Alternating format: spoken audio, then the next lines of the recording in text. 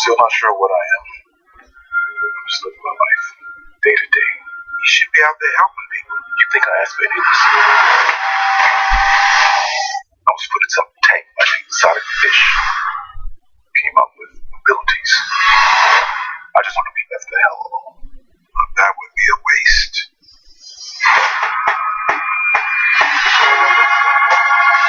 Harlem. Perpetual symbol of hope and prosperity. Too much happens in the shadows. People fear what they can't see. This place is our reputation, our legacy, our blood. Get every business fiscally smart.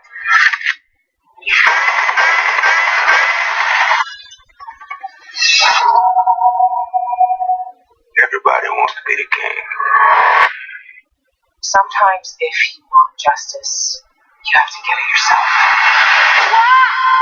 Hungry arms. Hungry arms. Give us money. I like your tone.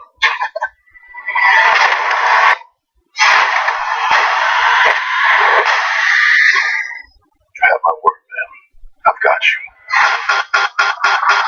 From a city where having a heart is not suggested. I'm a man with the tapping facts of a savage. Repeated phrases with tongue and back. You want to go to war? I'll take you to war. You might be bulletproof, but Harlem ain't.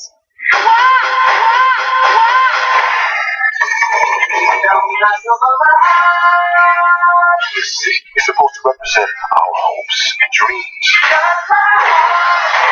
have to fight for what's right every single day. Why don't you just tell us your name?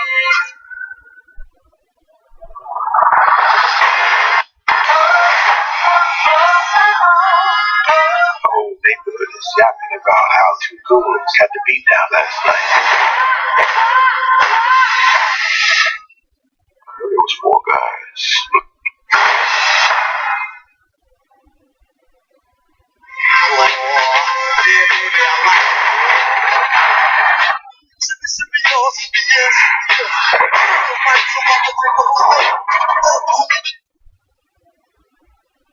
And first take on a Friday, a feel-good Friday, and it all starts with King James, Max Kellerman, Molly Karam here in Bristol, Stephen A. in his hometown of New York. Good morning, gentlemen. Good morning. How y'all doing? What's going on, Molly? How we doing? We're all loners. Yes, loners. Stephen A., you ready to... Max, I'm always ready. Max, this is, I'm going to be in the studio with you most of the time. Yeah. But sometimes, on occasion, you're going to have to hold it down the way you got to hold it down today, being in there with Molly. Without me, I'm sure you can handle it. I don't know what I'm going to do. Oh, he can hold it down. He's good. He's all good. Let's get into it. You know where we're starting. We tip things off in the land with another decision by LeBron. The King will now wear the crown of the highest paid player in the NBA for the first time in his career. LeBron James inked a 3-year, $100 million deal with the Cavaliers, according to his agent, Rich Paul. In his first contract year, he'll make a full $31 million.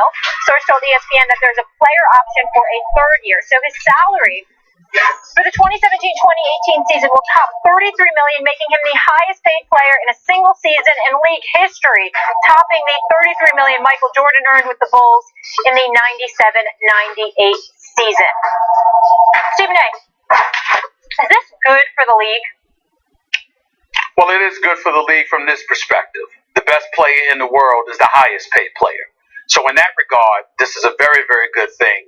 LeBron James is deserving of this and far more as far as I'm concerned. If he got $60 million a year, it would not have been a problem with me, simply because not just his greatness, not just the fact that he's the greatest in the world, not just the fact that he is a champion, but also because of the fact that he's box office.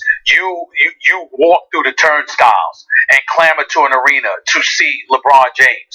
ESPN, TNT, and any network that airs NBA games desperately want LeBron James on the basketball court when their cameras are rolling. And so in that regard, It's clearly very, very good for the league. Him, his agent Rich Paul, did an outstanding job. It wasn't that hard, by the way, because it shouldn't be that hard, because LeBron James should be able to get what he wants. But here's the important point, Max, that I think has to be articulated.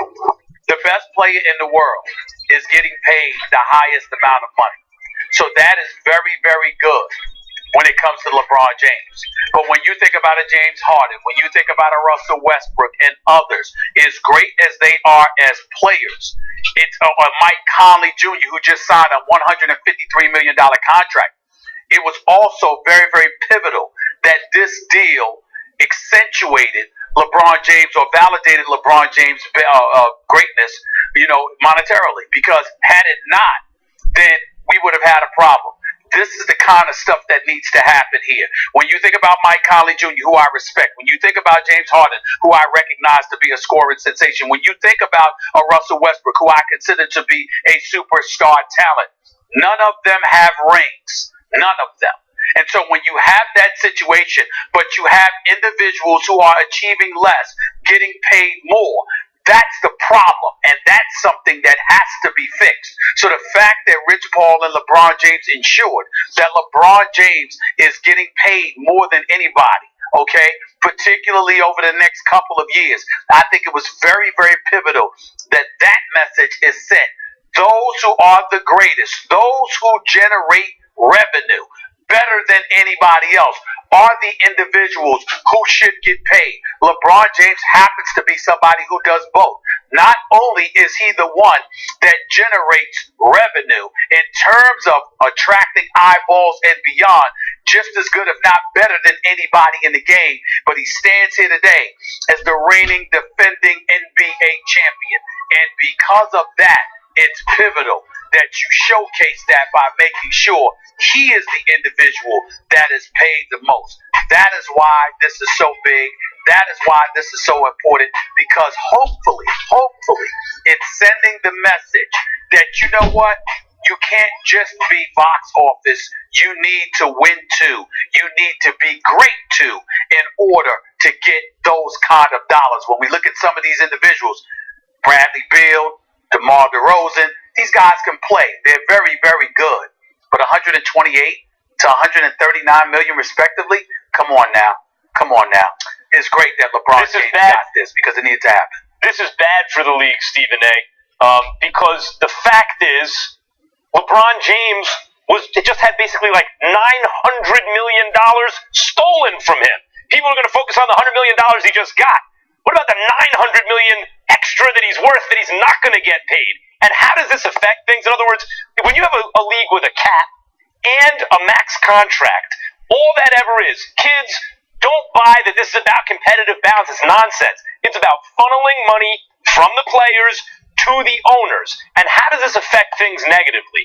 Let's take LeBron James, and you mentioned a name I want to focus on for a second, Stephen A. Mike Conley. Mike Conley is an excellent point guard. When you think about constructing a championship team, he's like one of the guys you're like, boy, if he's your point guard, you're on your way. He plays it just the way you want a point guard to play the position, minus the kind of obvious talent of a Westbrook or something like that. But the fact that Mike Conley makes in the neighborhood per year of what LeBron James makes means that the system is broken. It's not like any talent evaluator or GM. Stephen, you bring up the point about the revenue he generates. So there's two things. There's the on-the-floor value, on-the-court value, and there's the off-the-court money value. No evaluator in either realm would ever think Mike Conley is nearly as valuable as LeBron James, yet he's going to be paid that way. And so what you have is a warping of the dollar in the NBA to the talent on the floor. And this is why you get these kind of weird rosters and cap problems, etc., because they're not letting the marketplace dictate what guys are getting paid. They're letting some arbitrary system dictate what they're getting paid. Will you stop lying to the American public? You are a proud capitalist. You are all about what the market bears. Sure. If the market allows you to be able to get some dollars, you've got no problem getting it. Mike Conley was in a position to hold the Memphis Grizzlies hostage. Anthony Davis was in a position to hold the New Orleans Hornets hostage if it came to that. James Harden was definitely in a prime position to get $118 million. Everybody knows that. And Russell Westbrook, in the aftermath of Kevin Durant departing from OKC, clearly was in a position to re-up the way that he did. You know it, I know it. And then when you look at LeBron James, clearly he's worth more than anybody else. Clearly he's worth about $1 billion to the local Cleveland economy. Nobody is saying that the local Cleveland economy can't pay him, but the Cavaliers, even though we can argue about a salary cap or what have you and how restrictive that is, there is no doubt about that. But if LeBron James deserved his money, well, what the hell did Michael Jordan deserve? Oh, listen, when he was playing? So we know that. This is what I will say. Somehow, in spite of this system, which suppresses the player's salary and warps the economy of basketball, and has guys like Conley, and I'm not arguing, Conley should get every dime that's coming to him. In fact, Conley is probably also underpaid since he got a max deal. He likely would have gotten more had the max deal been bigger. So I'm not arguing that Conley's overpaid. I'm saying LeBron is way underpaid. Way underpaid. Well, you're talking about salary. I'm saying that when you say he's worth $1 billion, he's worth $1 billion to the local economy. So who knows what money he's getting outside of the Cavaliers to supplement the salary that he's getting? He would get that money anyway. And if you just say he deserves it. Of course, but if you took the max contract off, even if you kept the cap, LeBron James would make multiples of what he's making now. Multiples of what he's making now. So let me ask you this question. So basically what you're saying is this, because in theory, I get where you're coming from, and nobody can disagree with that. We all know that even at $31 million, LeBron James is underpaid. There's no denying that. But the way you sound, give LeBron James $100 million and give everybody else $2. No, that ain't gonna work. Not if you're trying to assemble a team. I'm not saying underpay the other guys. There are also many of them being underpaid. So you don't agree with a cap? Although you don't agree with a cap? Of course not. A cap is nonsense. Max contracts are nonsense. It's nonsense. Some kind of revenue sharing in the form of a luxury tax, and LeBron would start getting paid at least nearly what he's worth. But I will say this. Michael Jordan is the record he just broke, and Jordan he made that money almost 20 years ago. So in spite of what I'm saying, the NBA does figure out a way to usually make the biggest star the highest paid guy. That part they got right, for sure. But not maybe in Mike Conley's case, but there are examples of guys who are getting max contracts who don't deserve it simply because of this system that's now in place. It's like, well, you got to spend your money. He's the best guy you got. If you don't give it to him, someone else will give it to him. And it creates cap problems throughout the league, and it's nonsense. Last point that I'm going to make is this real quickly before we move on.